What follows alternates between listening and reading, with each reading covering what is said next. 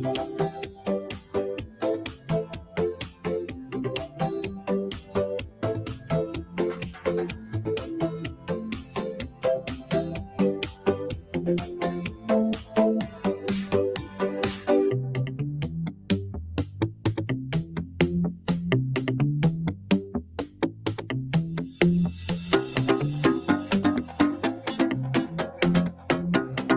morning, good morning, good morning, everyone. All right, rise and shine. Yes, Angela, it is going to be a toasty Tuesday today. Hope you guys are, I think you're ready for that. Welcome to the blog. I'm Wave Meteorologist Brian Goode. It's nice to be able to have some good news to share, and most of you know what's coming, but if you don't, I will explain, as it is a twofold story coming down the pipe as we head into the rest of the 10 days. So you don't have to wait very long, which is good. Unlike other things you're going to have to wait for, which includes, of course, the countdown to the autumnal equinox. But hey, it'll be here before you know it. We've got, 47 days? 47 days we can do that. It already feels like we've had at least 100 days since Derby. Feels that way. But summer, we're past the midpoint, of course. So now we're on for the fall lovers out there, and there are a lot of us that are out there. As I mentioned before several times, fall is my number one season. Snow is my favorite weather event, but fall is my favorite season. I know. Sometimes they overlap, and usually it's Halloween. They always seem to overlap, but we'll see what happens this year. 47 days and counting, hang tight. But today will not be anything that thinks of or get you thinking about fall or anything about fall, period, as we are looking at potentially one of the hotter days of the year. So far, we've hit 96 a couple of times, and we will likely get very close to that level again for today. I doubt we'll beat it. We have just too much humidity going on in the area for the thermometer to move too high, but I do think we'll get close. Either way, splitting hairs on that, just be ready for hot setup today. And we are watching the heat index, or the not only the heat index, which we'll get to about 100, 101. I don't see any widespread 105s coming our way. Snow heat advisories out. But the air quality in the moderate category right now into the metro, already up to 87. So once it gets to about 100, we cross over into orange level, which gets us into the air quality alert, which is in effect all the way through midnight tonight. So for any type of breathing element, Adam, I saw you were trying to mow. Tomorrow will be a better day to mow than today will be for many reasons. All right, but this is what a lot of folks are talking about, of course, is Tropical Storm Debbie. Still a tropical storm hanging on barely at the moment at that level, but it's still expected to get back over into much more of the Gulf Stream scenario the next 24 to 36 hours. That may allow it to jump back up again into a high-end tropical storm, perhaps even to a low-end Category 1. Either way, the impacts are nearly the exact same, just the title that really changes.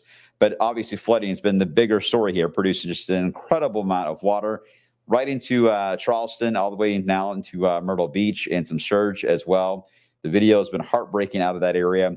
I lived in Charleston for a while, and I was just there just a couple of weeks ago, and I was there in Charleston, and I was thinking to myself, man, this is so pretty, but they have been there for so long, one of the older cities in the entire country, so they are resilient to a tropical storm and even big flooding events. They always can get back in their game, but while it's coming down, obviously it's a huge inconvenience and a mess out there. So I know a lot of folks plan on that area for a vacation or have secondary homes or vacation homes, wherever the case is. It's certainly more of a surge issue and just very heavy rainfall. And occasionally there's been a tornado warning or two that has passed on by. Let me show you real quick. This is a live look actually in between Myrtle Beach, and you get into Myrtle Beach and Charleston, between that area, very close to, say, Myrtle's Inlet area.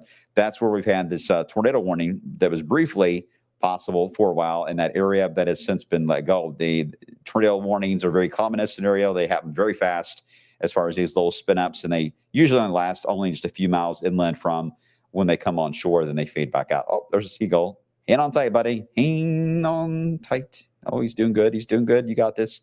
Okay. Well, I'm sure he's fine. We'll check back in. Hey, seagulls are relentless as well. They can handle a lot, I should say, and they can handle still in your food, which nearly happened to me while I was on the beach. All right, rainfall amounts. Wow, this is crazy, guys.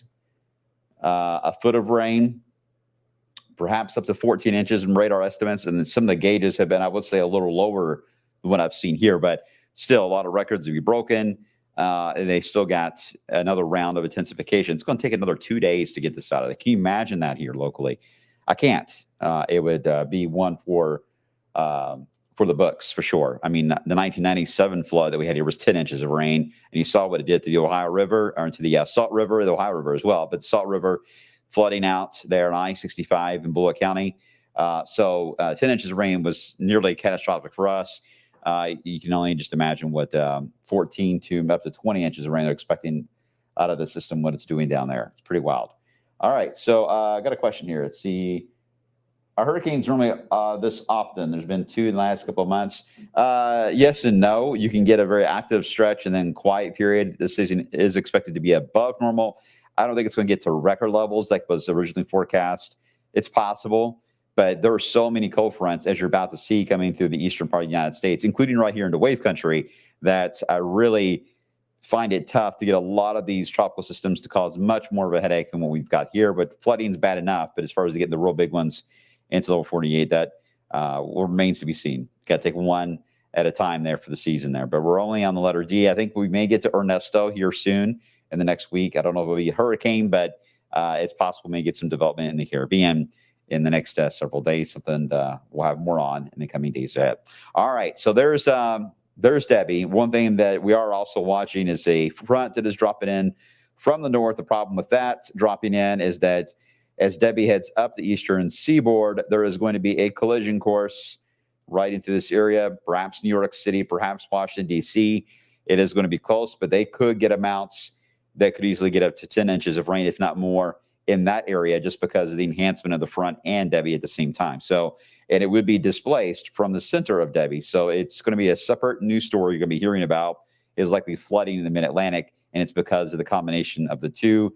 Could get quite wild in that area. So if you got friends or family there, that is also going to be a big story over the next couple of days.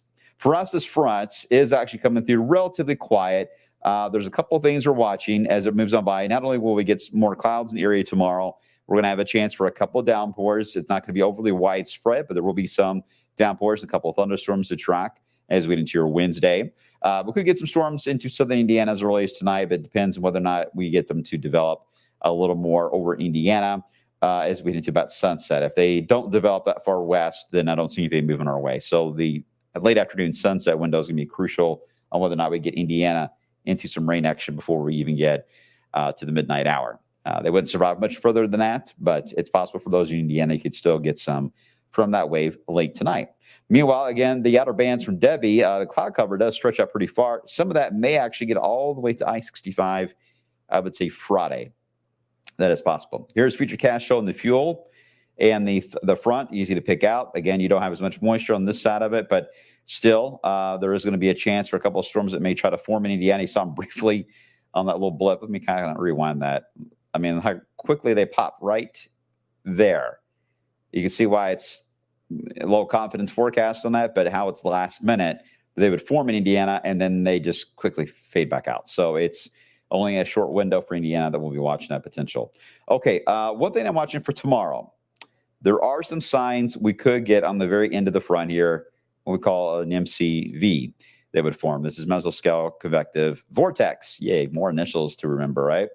But it would be relatively minor as far as its impacts. I think it just may try to enhance some of the moisture and thunderstorm potential a bit more as we head into your Wednesday. It's possible in central Kentucky you could have a few more thunderstorms because of that feature on the map that we'll be watching there. But a bit of a spin perhaps on the satellite and the radar tomorrow right over Kentucky may develop. Again, not a very strong one, so we're not expecting severe weather out of that, but there could be some gusty thunderstorms here and there. It will continue to sink south and eventually just get pulled in by Debbie. Debbie, there it is, the main feature. And you can see some instability with some of those bands. I think what that will do, that little bit of fuel that's there, I think, if anything, it would just create the bands of clouds, not so much precipitation. It'd be tough, but we are accounting for a low-end rain chance for that, but most areas will stay dry. But some increase in clouds, you betcha. It is certainly possible. Now let's get to the really good news. That is the idea. We're going to have two different ways to get some cool weather and lower humidity into the area. And I'm talking about maybe you will be itching. You will be itching at that fall vibe with this kind of a setup. So this is good news for those of you. We don't get this too often in August, but when it does happen, boy, it's nice. It is really nice. So as we head into Friday into Saturday, a much different setup. It'll be much warmer, if not hot, on Friday. Saturday, a significant drop in temperature. Some of you in this setup of the first cool wave may not get out of the lower 80s. And there is a second shot that will move in early next week that will just keep us on the cool side. That too may allow for temperatures to stay in the 70s for some of you, especially in Indiana. You may stay in the 70s for highs with this cool snap, and lows at night in the 50s. And that may even get in the city of Louisville. We're talking about lows in the 50s, which is impressive. Most records this time of the year are about 52 to 54 in that range. So to get to 57, 58, which we may do in the city even, that is not a record, but boy, it gets us a little closer to it. And it's nice to be close to it. The storm zone, which, last week we looked like we could get back in that northwest flow for MCSs to come back into play. Well, because of these cooler waves that are diving in with dry air, diving into the Ohio Valley, the storm zone sets up more to our south and west. And right now, I do not see us being in that zone. We'll watch it, but so far the cool, dry air seems to be winning out, which has happened several times this summer. And this one is going to be fairly significant. You got it, Adam. That free AC that we talk about so much. So there you go. For the fair, we are still watching at Savannah for the fair. I think right now this cool wave has got great timing. You're looking at the modeling here. Let me advance it one more frame. That is the first Thursday night of the fair.